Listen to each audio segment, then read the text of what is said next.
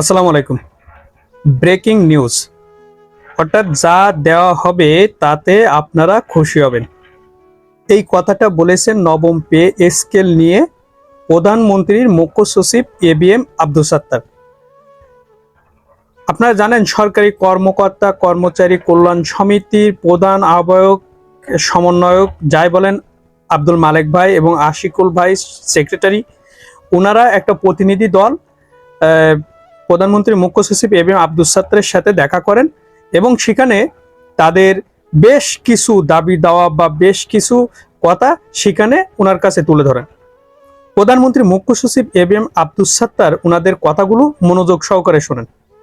Abdul Sattar ABM Abdul Sattar মুখ্য সচিব উনি যে প্রতিনিধি দল দেখা করেন বা সাক্ষাৎ করেন ওনাদেরকে আশ্বস্ত করেন এবং আব্দুল মালেক ভাই যে বর্তমান দ্রব্যমূল্য এবং গ্যাস বিদ্যুৎ পড়ালেখার খরচ সহ সন্তানের পড়ালেখার খরচ সহ জীবনযাত্রার মান এবং দীর্ঘ প্রায় 11 বছরের বেশি প্রায় এক যুগ পে স্কেল না হয় কর্মচারীদের যে দুর্দশাগ্রস্ত জীবন, এই চিত্র সম্পূর্ণ তুলে ধরেন।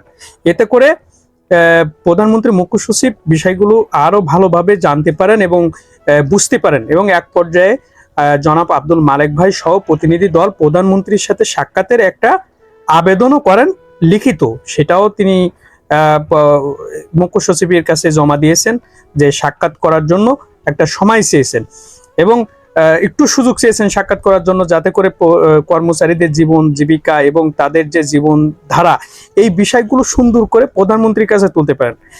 অলরেডি ওনার কাছে তোলার সময় একটা আবেগঘন মুহূর্ত তৈরি হয় এবং সেই মুহূর্তে প্রধানমন্ত্রীর মুখ্য সচিব এম এ আব্দুল সাত্তার উনি আশ্বস্ত করেন এই প্রতিনিধিদের যে পে স্কেল চূড়ান্ত পর্যায়ে রয়েছে, যে কোনো সময় বাস্তবায়নের ঘোষণা আসবে এবং গেজেট প্রকাশ হবে, এটা নিয়ে কোনো সংশয় নেই, দ্বিধা নেই। তবে যেভাবে কাজ চলছে বা প্রস্তুতি চলছে তাতে করে আপনারা খুশি হবেন, আপনারা অখুশি হবেন এমন কোনো পে স্কেল দেওয়া হবে না, এই আশ্বস্তটুকু তিনি করেছেন এবং পে স্কেল যে বাস্তবায়ন হতে যাচ্ছে এটা অনেক অংশে নিশ্চিত করেছেন। এখন প্রধানমন্ত্রীর সাক্ষাৎ পেলে আরো হয়তো ভালো হবে। নবম পে স্কেল নিয়ে ওনার মুখ্য সচিব অনেক কাজ করছেন এবং নেপথ্যে থেকে প্রধানমন্ত্রীর কাছে যে তথ্যগুলো দেওয়ার দরকার, মেসেজগুলো দেওয়ার দরকার সেইগুলো দিচ্ছেন। জনাব তারেক রহমান বদ্ধপরিকর নবম পে স্কেল বাস্তবায়নের ক্ষেত্রে, অবশ্যই নবম পে স্কেল বাস্তবায়ন হবে। প্রিয় দর্শক ভালো থাকবেন, এই ছিল এখনকার মতো ব্রেকিং নিউজ।